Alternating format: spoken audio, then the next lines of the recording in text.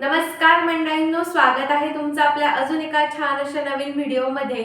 तर आता हळूहळू ऊन पडायला सुरुवात झाली, म्हणजेच हळूहळू उन्हाची चाहूल लागायला सुरुवात झाली।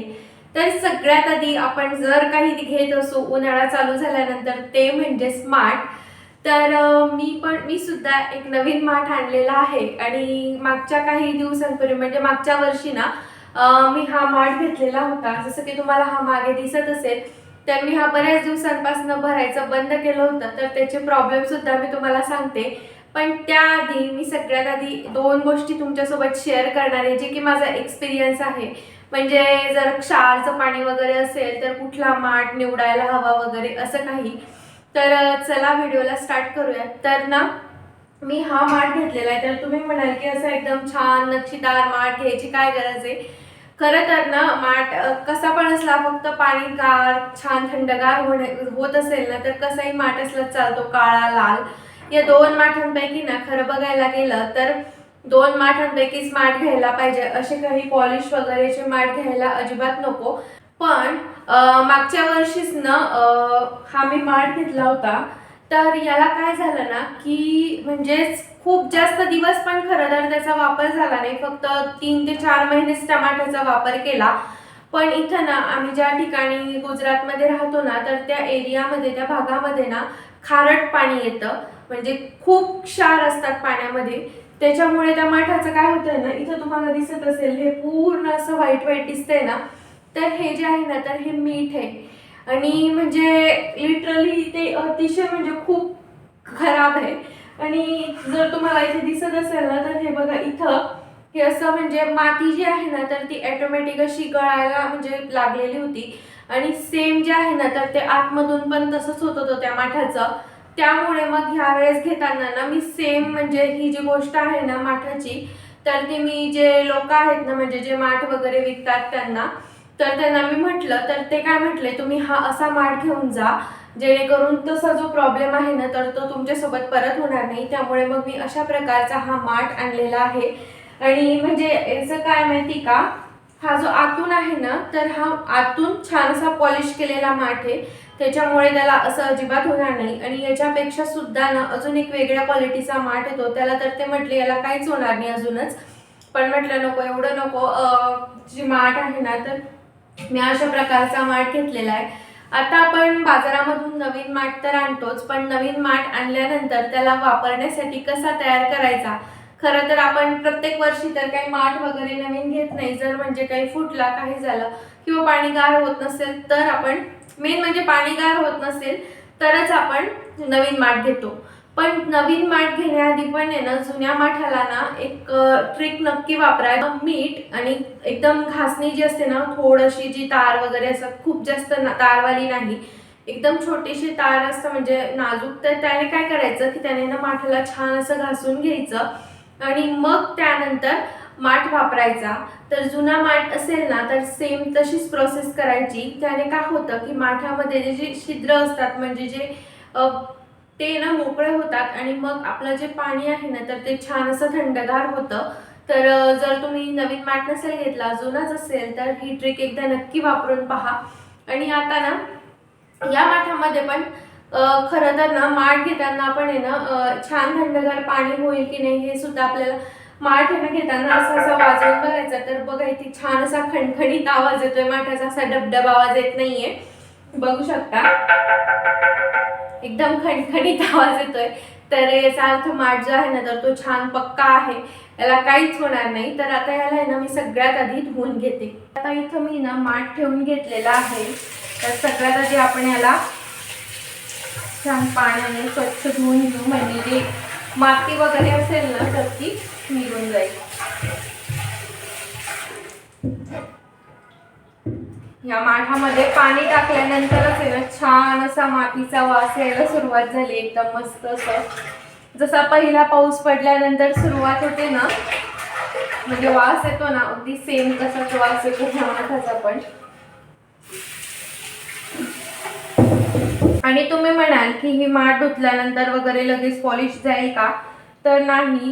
या माठात म्हणजे जे पेंट असतो ना, तर तो वेगळा असतो थोडासा, त्यामुळे काही कलर वगैरे लगेच तर नाही जाणार, म्हणजे खूप 6 महिने किंवा 1 वर्षाने वगैरे जाऊ शकतो, पण असा लगेच तर नाही जाणार त्याचा.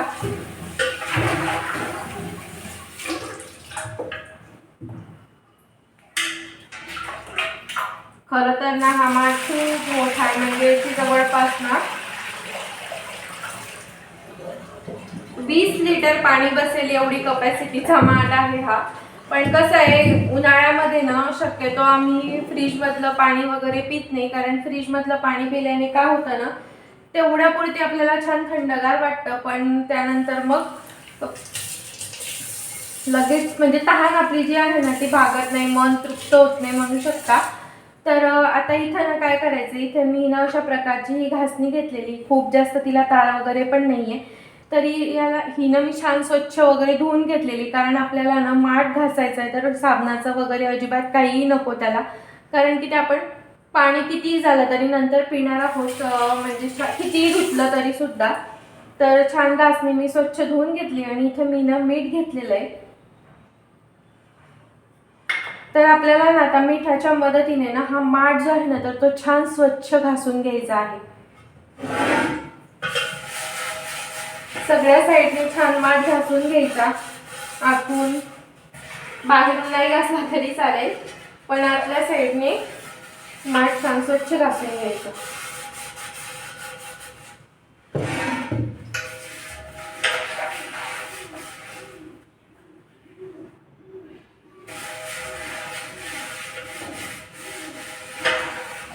जरी तुमचा माठ आहे ना जुना असेल ना तरी ही सेम प्रोसेस करून बघा नक्कीच, म्हणजे ते बघू शकता किती घाण पाणी निघालं, तरी सुद्धा ना पाणी जे आहे ना तर ते छान थंडगार होईल. तर आता याच्यात मी आणखी मीठ टाकते.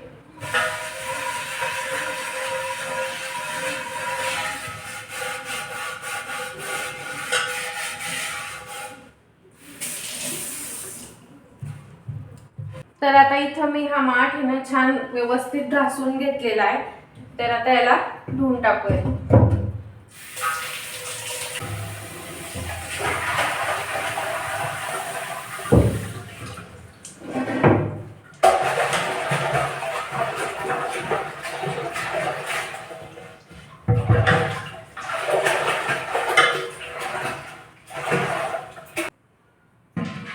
छान धुवून घेतलंय माठाला. याचा बघा पहिल्यापेक्षा ना बऱ्यापैकी स्वच्छ पाणी निघालं, म्हणजे लाल लाल वगैरे पाणी नाही निघालं. तर आता इथे सगळ्याला मी पाणी भरून घेणार आहे. छान स्वच्छ धुवून घेतलाय त्यामुळे. तर इथं बघू शकता मी माठ जो आहे ना तर तो छान पाण्याने भरून, म्हणजे जे वापरण्याचं पाणी ना तेच पाण्याने मी फुल भरून घेतलेला आहे. तर आता हा माठ आपल्याला जवळपास 24 तास पाण्याने भरून ठेवणार आहे मी.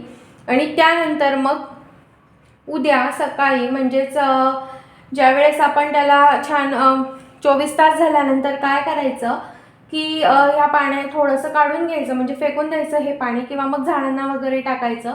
आणि त्यानंतर ना त्याच्यात परत एकदा हात घालून येणं छान स्वच्छ धुवून घ्यायचं, ज्या प्रकारे आपण माठ धुतो त्या प्रकारे.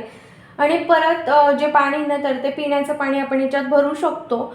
तर अशा प्रकारे ना आपण माठ सिझनिंग छान असा करू शकतो. आणि जर तुम्हाला वाटलंच की अजूनसुद्धा मातीचा वास वगैरे येतोय तर तुम्ही यामध्ये अजून परत एकदा असं एक दिवस आणखी भरून ठेवायचं आणि त्यानंतर ते पाणी जे आहे ना तर ते टाकून द्यायचं.